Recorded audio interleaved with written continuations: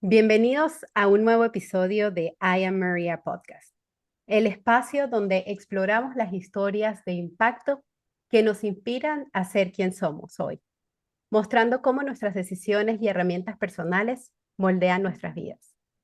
En el episodio de hoy tenemos a Omar Suárez, venezolano, ingeniero civil, que tomó la decisión de hacer la travesía del Dairet. Pasaron 5 meses desde que Omar tomó esa decisión y salió de Ecuador en el 2019.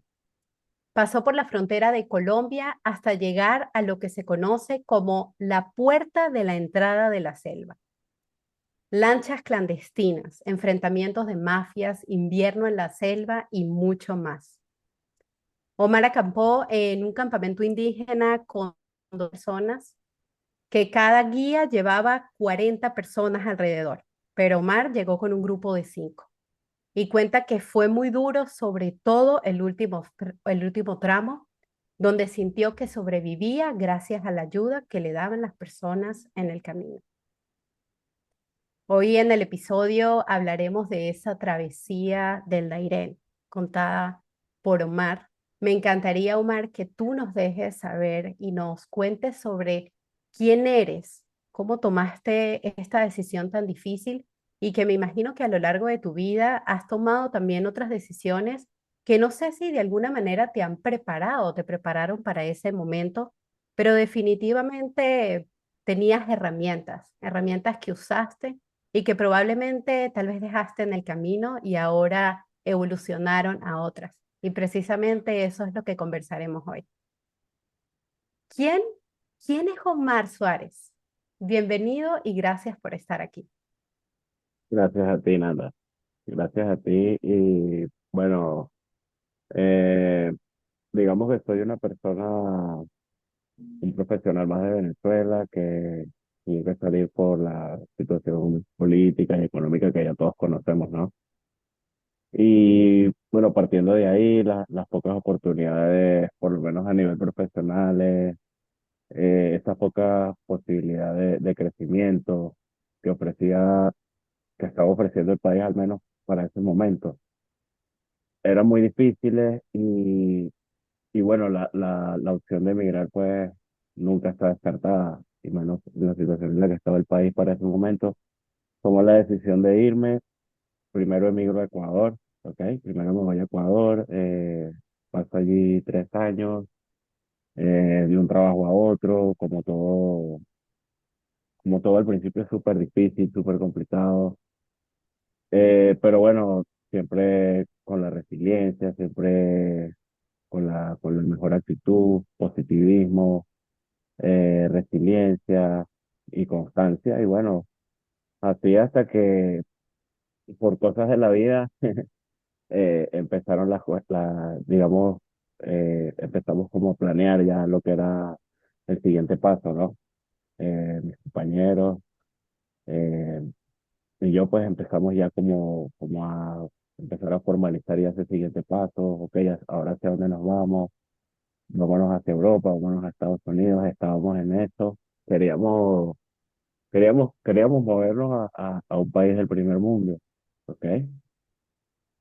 Porque bueno, a pesar de que sí hay oportunidades y sí se puede, digamos en otros países de Latinoamérica, pues tampoco es fácil, es difícil, y también pues tiene los mismos problemas sociales que digamos que teníamos en nuestro país, en Venezuela. Solamente que claro, no a la misma escala, obviamente, pero igual siguen habiendo problemas sociales, dificultades sociales que bueno, no, estos países tampoco escapan a esta realidad pues en eso y en otra serie de motivos que teníamos todos en ese momento, pues decidimos emprender este viaje, ¿ok? Eh, el cual nos llevó desde que empezamos en Ecuador hasta que llegamos aquí a Estados Unidos, nos tomó más o menos un tiempo de 1 mes y 22 días aproximadamente, casi 2 meses, que fueron, bueno, se hicieron súper largos, súper largos. Empezamos viajando salimos desde Quito hasta la frontera norte con Colombia, cruzamos la frontera, de ahí fuimos hasta Cali, En Cali estuvimos una noche, de ahí salimos hacia Medellín. En Medellín estuvimos pernoctando durante 5 o 6 días aproximadamente hasta que logramos irnos a la costa, ya lo que es la antesala de la selva, ¿ok? Ya lo que es la antesala del Darién.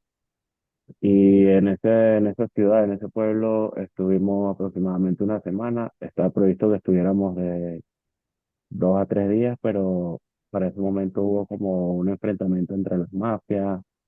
En esa zona es controlada por los paramilitares, entonces están como en constante conflicto con otras mafias, con los guerrilleros.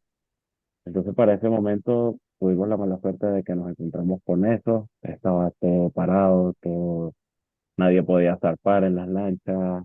eh, y en ese proceso estuvimos como 5 días, 6 días esperando a que, bueno, llegaran a un acuerdo entre ellos y así sucedió como el sexto día de haber estado ahí. Una vez dan la autorización, pues se inicia todo el proceso para empezar el embarque. El primer tramo, o sea, por el primer tramo en agua, digamos marítimo, es una lancha comercial, ¿ok? Que va hasta un pueblo costero que se llama Capurganá, que está justamente de la frontera entre Colombia y Panamá. Y es una lancha comercial. eh, la verdad no hubo inconvenientes de ningún tipo. Llegamos sin ningún problema a Capurganá y ya de ahí en la noche, madrugada, ya empiezan a zarpar las lanchas que van hasta Playa Carreto, que es una playa que es la puerta de entrada o una de las puertas de entrada hacia allá, lo que es la selva como tal, ¿ok? Y allí salimos más o menos como a la 1 de la madrugada, estuvimos en la espera de la playa como unas 2 horas porque era muchísima gente, entonces las lanchas tenían que ir y regresar para buscar más gente y como a las 2 horas logramos embarcar en la lancha. En todo momento teníamos que ir agachados, no podíamos prender los celulares porque la Guardia Costera panameña pues está constantemente patrullando el área y si intercepta una de las lanchas pues eh, todo- toda la embarcación, toda la gente va detenida, ¿ok? Va presa.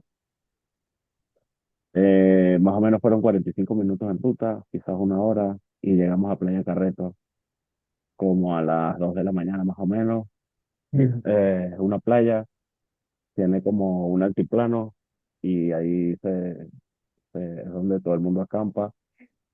Hicimos el campamento, armamos las carpas y nos acostamos a dormir como hasta las 6 de la mañana que empezó a salir el sol y ya para ese momento pues teníamos que empezar a alistarnos para ya adentrarnos en selva, ¿sí?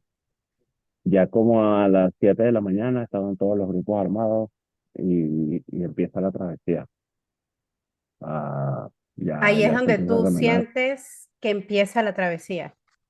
Sí, ahí digamos que la selva como tal, ahí esa es la entrada. Te pasas ya de una playa y ya te empiezas a caminar y te adentras en la selva húmeda. ¿Ok?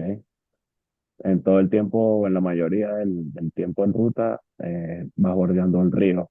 Vas bordeando el río y, y bueno, ahí empieza la travesía. En nuestro caso caminamos todo ese día.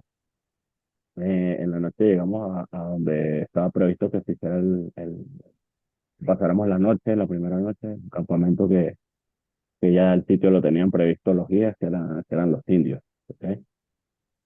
Esa noche transcurrió todo con normalidad. Al día siguiente empezamos a caminar, igual como a las 6 de la mañana cuando empieza, perdón, a salir el sol.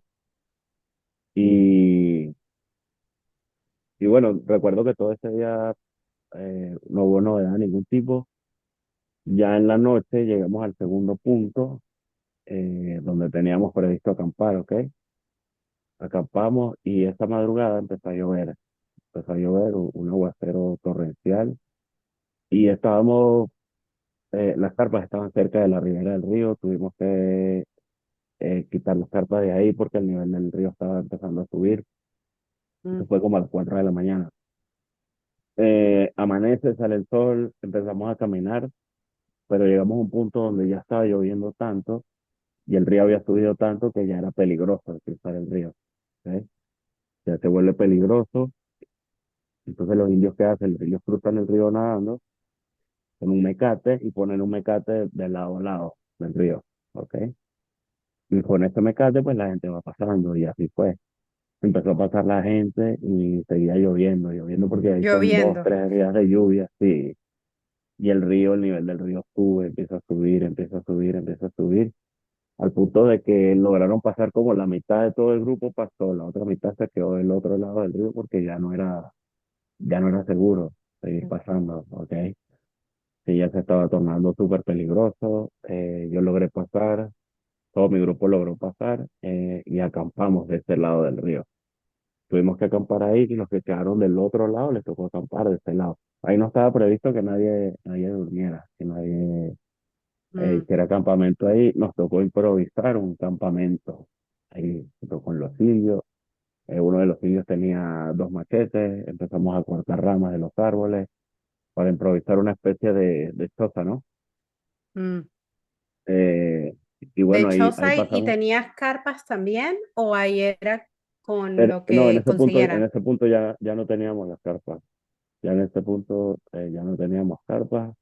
Sí habían personas que tenían su carpa, pero no todos.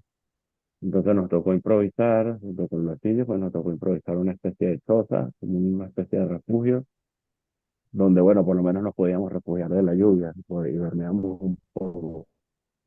Tenemos todo bien, lo que lográbamos conseguir y hacíamos como una especie de cama y ahí logramos dormir, un poco descansar. Ya el otro día ya había dejado de llover, o la lluvia había bajado un poquito y logramos seguir caminando. Ya para este punto las condiciones eran súper malas porque con lluvia el camino se vuelve súper fangoso. eh, es un barro que llega en algunos tramos hasta las rodillas y más arriba de las rodillas y se vuelve muy, muy difícil. Es súper agotador cuando la selva está así, en esas condiciones. No todo el año está así, pero tengo entendido que la mayoría del invierno, de la época de lluvia en la selva, es así. Y bueno, ya a partir de ahí se vuelve súper difícil. Eh, recuerdo que el cuarto día ya estaba, ya había sol, se había secado como un poco y ya era un poco más fácil caminar. El último tramo el más difícil y el más largo porque nosotros teníamos o sea, nuestras provisiones estaban para 3 días, ¿ok? Quizá para 4, ya teníamos 4 días y nos habíamos quedado sin provisiones. Ya el último tramo, que fueron como de 8 horas de caminata, lo hicimos sin nada de comida porque ya no cargamos nada encima. Entonces, hasta que llegamos al campamento del abuelo, le decían o le dicen, no sé si todavía estar ahí, el campamento del abuelo, y bueno, ahí ya es civilización, ahí ya los sitios te venden refrescos, te venden comida, y bueno, ya digamos que ese es el último tramo más complicado de lo que era la selva, ¿no? Claro, mucha gente pues vivió diferentes experiencias porque tomaron otras rutas. En mi caso, yo pagué por tomar esa ruta, era un poco más caro, pero había gente que tomaba otras rutas que les tomaba una semana, 10 días, 12 días en completar la ruta. Entonces, y claro, muchísima gente la pasó mal por eso. Aparte perdón, de que hubieron tramos en la ruta que eran difíciles, eran montañas, mucha gente la pasó súper mal subiendo las montañas. En mi caso, pues yo venía con una cierta condición física ya desde hacía meses, un entrenamiento y no me pegó tanto, pero sí vi mucha gente llorando que no podía, porque claro, es una pendiente como de 45 grados en ascenso y claro, es agotador, imagina esas condiciones de barro, que prácticamente das un Lloviendo. paso hacia adelante y dos hacia atrás, exacto, que te resbalas. ¿Cuánto duró tu Pero ruta, Omar? la ruta nosotros, o sea, fueron 3 noches y 4 días, ya hasta que Okay. salimos al campamento donde el abuelo, al día siguiente donde el abuelo salen como en unas pequeñas canoas, o sea, es una persona, una detrás de otra, como 20 personas, eh, y como 3 horas arriba abajo es otro campamento, que ya de ahí sale, los carros que van hacia el campamento de la ONU en Panamá, ya eso es Panamá, ¿ok? Pero sí, ya a partir de ahí sales de la selva y bueno, piensas que ya se ha acabado todo, que ya estás en el destino, pero no, apenas es el inicio. Es Mm, apenas una pequeña parte del viaje. Y bueno, ya a partir de ahí, pues ya es una lucha, pero ya por llegar al destino, contra las autoridades, contra las mafias. Eh, o sea, es como que todo el mundo le quiere sacar dinero a los inmigrantes, todo el mundo se quiere aprovechar de ellos para sacarles algo. Entonces, se es vuelve un una negocio. situación. Sí, desafortunadamente nos volvemos una mercancía. ¿Ok? Cuando estamos en esta situación de inmigrantes, no se vuelve una mercancía, porque eso somos y pues bueno, ni te imaginas la cantidad de gente que se beneficia económicamente de la inmigración en todos esos países. Pero bueno, para resumir un poquito, Panamá lo cruzamos sin problemas de punta a punta. Cruzamos a Costa Rica. En Costa Rica también cruzamos el país sin ningún inconveniente. Normal. Perdón. Ya cuando llegamos a Honduras, eh, bueno, en Honduras las autoridades son, digamos, tan corruptas o más corruptas que en Venezuela o en cualquier otro país. Porque en cada alcabala, en cada punto de control, ellos sabían que obviamente nosotros éramos inmigrantes y lo que hacían era que te pedían dinero para dejarte continuar en el viaje y te decía que si no tenías dinero te iban a regresar a la frontera y te iban a deportar al país de donde venías o de donde habías cruzado. En este caso era Costa Rica. Entonces así aterrorizaban a la gente y le quitaban lo poco que tenía, si es que tenían algo. ¿Ves? Pero este es digamos, el común denominador en todos los países de Centroamérica, a excepción de donde por lo menos a nosotros no nos pasó, fue en Panamá y Costa Rica. No sé si habrá gente que le habrá ocurrido eso en esos países, pero en mi caso a nosotros no fue a partir de cuando llegamos a Honduras, ¿ok? Honduras. Sí.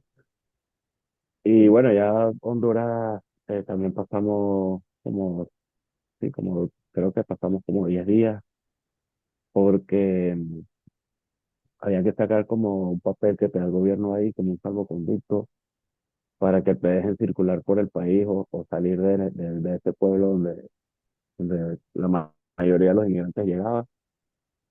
Y bueno, de ahí en adelante eh, el viaje se tornó relativamente fácil. Honduras eh, lo cruzamos, sí, tardamos como 15 días en llegar a Guatemala. Ya cuando llegamos a Guatemala o en la frontera entre Honduras y Guatemala, ya nosotros teníamos contratado unos coyotes, ¿ok? Unas personas que nos iban a recoger en Honduras, nos iban a cruzar a Guatemala y nos iban a llevar hasta México, ¿ok? Nos iban a dejar en México. Eh, ¿Cómo o sea, contratas todo eso, esos coyotes? ¿Es todo algo que viene planeado desde que tomas la decisión relativamente de salir o es algo que vas planeando en el camino? fíjate, de estos coyotes que nosotros contratamos, nosotros supimos de ellos a través de unos amigos que ellos venían adelante de nosotros. Ellos nos traían como 10 días de ventaja adelante y ellos nos dijeron, no, nosotros hicimos el contrato con estos coyotes y nos pasaron el contacto. Y de esa manera nos enteramos, pero claro, no es uno solo, hay muchos, obviamente. Pero esa es la manera, generalmente la información va pasando de persona a Va persona pasando. porque ya son, sí, ya son personas que son conocidas. Y ellos entonces te Entonces, ayudan a ir a México. sí, ellos te recogen en la frontera de Honduras con Guatemala, te cruzan a Guatemala. En Guatemala te dan hospedaje, te quedas el tiempo que te tengas que quedar y a partir de ahí te empiezan a sacar en carros particulares. Recuerdo que en uno de los puntos de control nos pararon y simplemente el policía le preguntó que cuál era el código y le dijo, el código es Blancanieves y le dijo, ah, ok, continúa y nos dejó continuar. Entonces ya es algo que funciona en conjunto con las autoridades, ¿ok? Y bueno, no tuvimos inconvenientes, y cruzamos a México. México es otra historia totalmente diferente. México es un país súper difícil, las autoridades, la mafia, todo el mundo está detrás de los inmigrantes para sacarle lo que puedan, ¿ok? Eh, en México, la mayoría de los inmigrantes que toman esta ruta llegan a una ciudad que se llama Tapachula, ¿ok? Tapachula, digamos, bueno, es una ciudad que es una ciudad filtro, a mucha gente la agarran presa ahí. Para este tiempo, cuando yo vine, eh, muchísima gente metieron presa en esa cárcel, la tenían hasta un mes ahí recluida, o sea, sin, por nada, por el simple hecho de ser inmigrante, porque ahí nadie era culpable de nada, simplemente que cruzaron la frontera y los agarraba la policía y los metía ahí injustamente. En, en México, sí, la travesía de México empieza ahí en esa ciudad de Tapachula, ¿ok?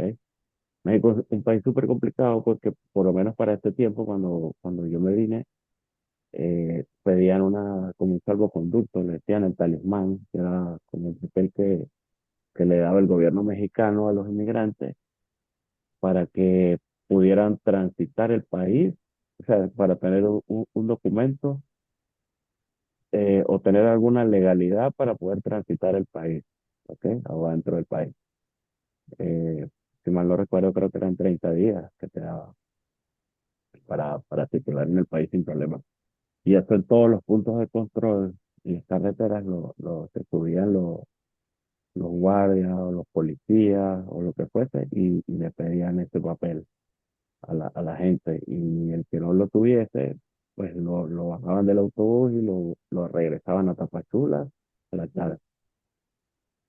Entonces, eso le pasó a mucha gente, era como un filtro que tenía ahí el gobierno mexicano, porque todo el mundo, o sea, para sacar el papel fue una travesía. Estuvimos una semana haciendo una fila de una semana para poder sacar el papel, ¿ok? Ya después que sacamos este papel, una semana después, iniciamos nuevamente el viaje hacia el norte. Nuestra primera escala fue, salimos desde ahí directos hacia la Ciudad de México, ¿ok? En Ciudad de México estuvimos un día, ese mismo día logramos conseguir el autobús para Monterrey, ¿ok? Nos fuimos de México, de Ciudad de México, directo a Monterrey. Cuando llegamos a Monterrey, había gente que tenía una semana en el terminal, ¿ok? Esperando Ah, autobuses para continuar hacia el norte, hacia cualquier ciudad del norte, ¿por pero qué el gobierno esperaban tenía por todo la eso. cantidad de gente que había para abordar? O, No, porque el gobierno mexicano había bloqueado todas las salidas, o sea, les había prohibido a los prestadores de servicios de autobuses que salieran hacia cualquier ciudad del norte. O sea, nadie podía viajar, al menos por tierra, hasta ninguna ciudad del norte de México que fuese frontera con los Estados Unidos, porque esa era la ok, orden, ¿ok? ok, De las autoridades. Entonces, nosotros cuando llegamos a Monterrey nos damos cuenta de esta realidad, de que ya había gente que ya tenía una semana esperando, y nosotros al ver eso nos damos cuenta y dijimos que nosotros no podíamos, o sea, no teníamos certeza de cuánto tiempo tenemos que estar ahí, una semana, 2 semanas, un mes. claro, Entonces tomamos la decisión, bueno, no fuimos nosotros solos, fueron más o menos como unas 300 personas que tomaron la decisión a caminar hasta la ciudad de Piedras Negras, ¿sí? Que, que está, o sea, por carretera, en auto son 5 horas, 6 horas, y caminando a nosotros se nos hizo 5 días, ¿ok? wow. Era un desierto, íbamos a orilla de carretera, pero era un desierto. Es un desierto, o sea, ¿Dónde literal, hacías que no las hay nada. paradas? cuando tenías que Eh, parar. bueno, cuando nos encontramos, habían como pequeños pueblos a orilla de carretera, y en esos pequeños pueblos habían estaciones de servicio, gas stations, que bueno, ahí podíamos comprar agua, de pronto podíamos comer algo y seguir, pero habían tramos largos donde no había nada. Muchísima gente nos ayudaba, gente que iba en sus carros, en carros particulares, y te paraban y te regalaban agua, te regalaban un paquete de panes, te regalaban cualquier cosa, comida, agua, porque claro, la gente entiende que cómo es la inmigración y supongo que la gente al verlo a uno en ese desierto, bajo ese sol, caminando, pues la gente se paraba y te ayudaba. Pero fue muy difícil en las noches, en el día hace un calor terrible, el sol sientes que te quema y en la noche el frío te congela, porque es un desierto, o sea, en la noche es súper helado, aparte, pues escorpiones, serpientes, orilla de carretera, porque es un desierto. Entonces, bueno, son muchas cosas, fueron muchos desafíos, muchas noches sin dormir, pero al final, bueno, después de 5 días caminando, logramos llegar a Piedras Negras. Para eso hacemos un contrato con un coyote, pero ese sí lo conocemos de pura casualidad, a orilla de carretera. Íbamos caminando y se nos paró un carro y nos dice, me pregunta cuántos son. Yo le digo, somos 5. Y me pregunta, ¿cuántos tienen? Y yo le pregunto, le respondo, tenemos como 3.000 pesos entre todos. Y me dijo, ok, súbanse, yo los llevo. Y él supuestamente nos iba a dejar en la ciudad de Piedras Negras, pero en realidad nos dejó enfrente al río, frente al río Bravo, ¿sí? Ya para cruzar a los Estados Unidos. Era como la 1:30 de la tarde, me acuerdo. Y eso es un malecón que hay ahí entre Piedras Negras y eso se llama Eagle Pass, que es por donde están los puentes. Ahí hay 3 puentes. En el medio del primero y segundo puente, según nos decía el mismo señor, es la parte más baja, más bajita que tiene el río en esa parte, ¿ok? Él dice que no llega más arriba de la cintura del agua y así fue. Cruzamos, para ese momento no había policías en el lado mexicano. eh, Cruzamos el río sin ningún problema. Caímos a un campo de golf que está ahí, en Eagle Pass, y ahí ya, pues ya en ese punto el viaje en teoría se termina, pero empieza otro totalmente diferente, que bueno, ya es el inicio de lo que es la vida aquí en los Estados Unidos, ¿ok? Y todo lo que se implica. Ahí fuimos, nos entregamos, fuimos hasta donde estaba una patrulla de Light. Nos entregaron, nos llevaron a la hielera, lo que le dicen la hielera, en la cárcel de detención de los inmigrantes. Hoy estuve detenido 3 días, salimos al cuarto día. Ajá. Em, eh, claro, no nos liberaron justo donde donde habíamos cruzado, sino que nos trasladaron desde donde habíamos cruzado, ahí en Eagle Pass, hacia McAllen, en Texas. Y fue ahí donde nos liberaron y bueno, ya de ahí yo pues me vine para acá a Atlanta, que es donde actualmente sigo, donde actualmente estoy.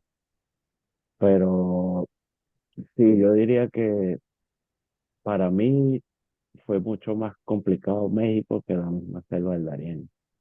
Y mucha gente va a decir lo mismo, mucha gente te va a decir que México casi les queda chiquito porque en la selva eres tú contra la selva, es tu grupo contra la selva, pero ya en la ciudad, ya en la civilización, ya eres tú contra los policías, eres tú contra la guardia, eres tú contra la mafia y así, contra el Lampa común. Entonces, sí, yo creo que para mucha gente la pasó muchísimo peor en México porque los agarraron presos, porque la mafia los agarró, porque los extorsionaron, porque los secuestraron.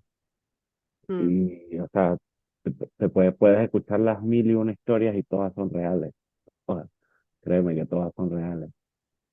Entonces sí, el viaje no es nada más la selva, es todo el continente, fueron 7 países que tuve que cruzar para poder llegar aquí por tierra, ¿ok? Qué increíble, Omar. Primero que todo, quiero decir que qué fuerte, qué valiente. Al principio del podcast mencionabas, del episodio, mencionabas que siempre has visto la vida muy sonriente, como para impulsarte, como para Sí, siempre en la mejora y siempre como en diferentes capítulos, incluso a lo largo que ibas sí, mencionando también la travesía que haces de recorrer tantos países y de enfrentarte a diferentes escenarios, porque sí, es el Dairén y es muchísimas otras capas en esta historia que incluso en muchas no tienes el control. sí, Y, totalmente. y yo digo que no sé, tuviste que haber hecho hiciste alguna preparación, tenías algún tipo de herramienta a lo largo de tu vida que crees que te ayudó en este momento, en el sentido de, mencionaste también que habías empezado algún tipo de entrenamiento físico, ¿lo hiciste porque te estabas preparando para esto? ¿Mentalmente hiciste algún tipo de entrenamiento o es algo que en general ha estado como que innato en ti? ¿Cómo te mantenías en esos momentos de bajones, de dificultad, de supervivencia de alguna manera?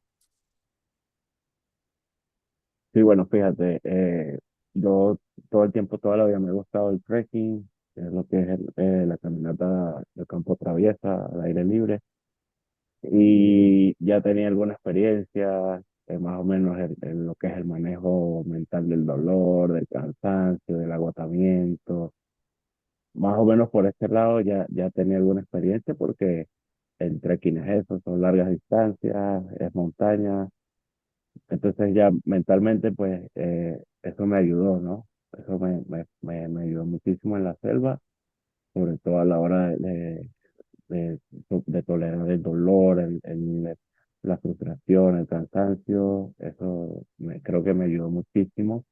Aparte de eso, sí, ya tenía algún tiempo entrenando, pero a lo que, o sea, cuando supe que íbamos a concretar el viaje en unos meses, como que aceleré un poquito más el entrenamiento, un entrenamiento cardio, de pesa, un entrenamiento anaeróbico, aeróbico, para más o menos tener alguna condición, ¿no? Para la selva, pero, o sea, vi muchas personas que eran obesas, que tenían sobrepeso y cruzaron la selva, claro, les costó infinitamente muchísimo más, sufrieron muchísimo más, pero lo lograron. Ok, entonces en este caso yo creo que la condición física no es limitante para cruzar la selva.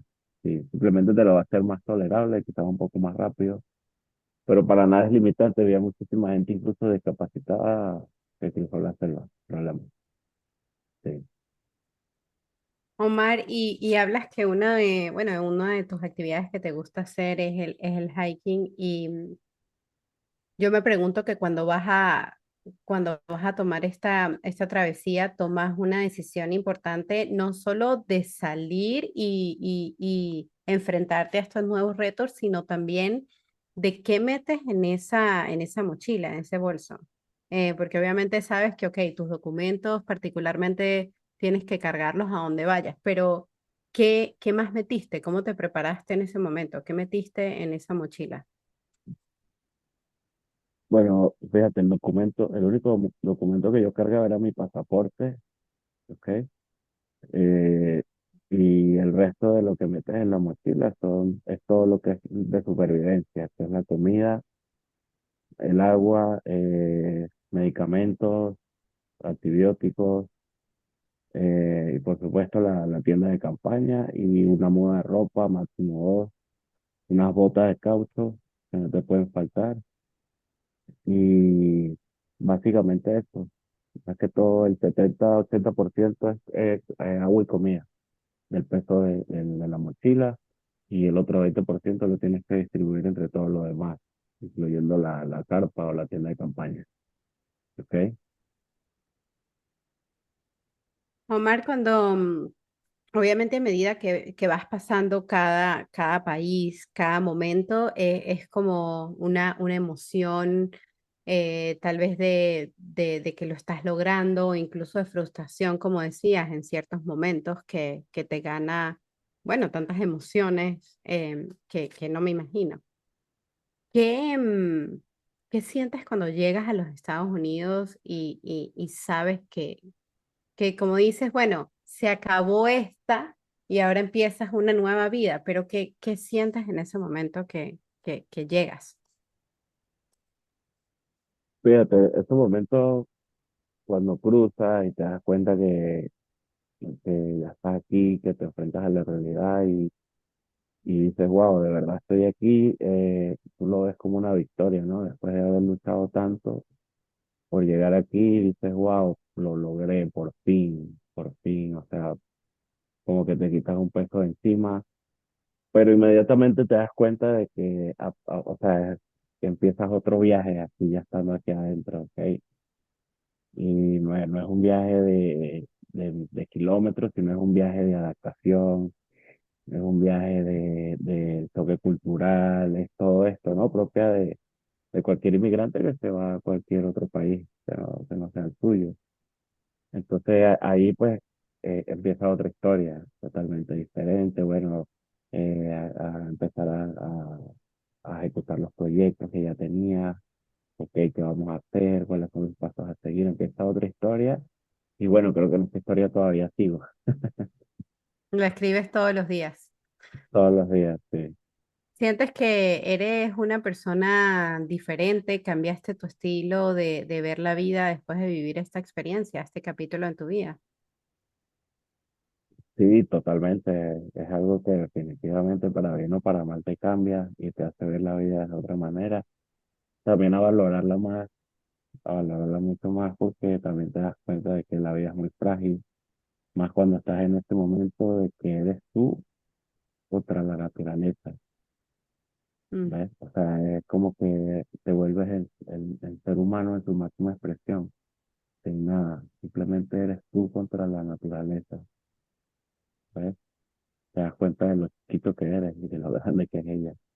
Entonces sí, definitivamente eh, te deja muchas enseñanzas, te deja una madurez, te deja eh, también creo que una confianza en uno mismo, después de haber superado tantas cosas, eh, creo que lo pudiste superar todo en la vida, si lograste superar todos esos retos. Entonces sí, definitivamente te cambia la vida, te cambia la mentalidad. Y hablas que tienes proyectos, que tienes sueños, ¿a dónde quiere llegar Omar? Sí, obviamente todos nos venimos para acá con un proyecto de vida, con un proyecto económico o con un proyecto empresarial. En mi caso, bueno, me gustaría hacer collage, me gustaría hacer mantenimiento aeronáutico y bueno, estoy ahorita enfocado en eso. Este es como mi plan a mediano plazo. Y a mediano largo plazo y bueno, ahorita en el corto plazo pues estoy trabajando en construir eso, en dar los primeros pasos, claro que sí. Qué bonito eso Sí, y me parece que siempre estás en eso, en motivarte. sí. ¿Cambiarías algo hacia atrás? ¿Te arrepientes de la decisión? ¿Le dirías algo a alguien que está debatiendo en lanzarse a, a esta experiencia, a estos retos que definitivamente pasaste? Sí, bueno, creo que no cambiaría nada, creo que las cosas pasaron así porque así tenían que pasar. Em, y alguien que está pensando en venirse le diría que sí, que se viniera, que no lo piense, que confíe en sí mismo, en que sí lo va a lograr, en que que sí va a poder llegar a los Estados Unidos. Eh, pero hasta donde tengo entendido, pues está un poco complicado cruzar hasta acá. No era como cuando yo crucé, que simplemente cruzabas y te entregabas a las autoridades y ya. y ya iniciado tu proceso. Ahora no funciona así, ahora el procedimiento es totalmente diferente. Creo que tienes que esperar en México. Entonces, sí, sí, le diría a alguien que se viniera, pero que considerara esos factores que cuando yo me vine, esos factores no eran de considerar porque no existía esa restricción, ¿ok? Qué bonito. ¿Cómo te inspiras en la vida, Omar? Wow, pues ahorita me inspiro por mi hija, es mi mayor fuente de inspiración. Y qué bonito la cantidad de consejos que vas a poder darle a ella como persona en general, porque siento Sí, que no te conozco muchísimo, pero lo poco que te conozco y la manera en la que hablas, en la manera en la que ves la vida es muy bonito, es muy motivador y, y siento que, como tú dices, puedes cumplir lo que sea de ahora en adelante. Imagínate que tengas a una persona ahora, en el caso de tu hija, que te inspire con esa mentalidad. Literalmente puedes hacer lo que tú quieras. Omar, aparte de todo sí, lo que nos has comentado acá y que obviamente aquí dedicamos ese espacio a esta historia, sí. que cuentas solo un pedazo de tu vida, pero ya como para despedirnos un poco, me gustaría volver a esa esencia de quién es Omar Suárez y qué quieres decirle a cualquier espectador que va a escuchar nuestro episodio. ¿Qué quieres que se lleven el día de hoy? ¿Cómo quieres que se inspiren, se motiven en el día a día, que definitivamente es complicado, pero que las oportunidades las tomamos en base a esas decisiones y a esas herramientas que vamos construyendo? Y bueno, fíjate, creo que la vida es una cadena de decisiones que se van tomando y vas obteniendo el resultado en base a todas esas decisiones o ese conjunto de decisiones que tú puedas tomar a lo largo de tu vida, ¿ok? Muchas veces nos equivocamos, no es perfecto, muchas veces vamos a meter la pata, a tomar decisiones incorrectas.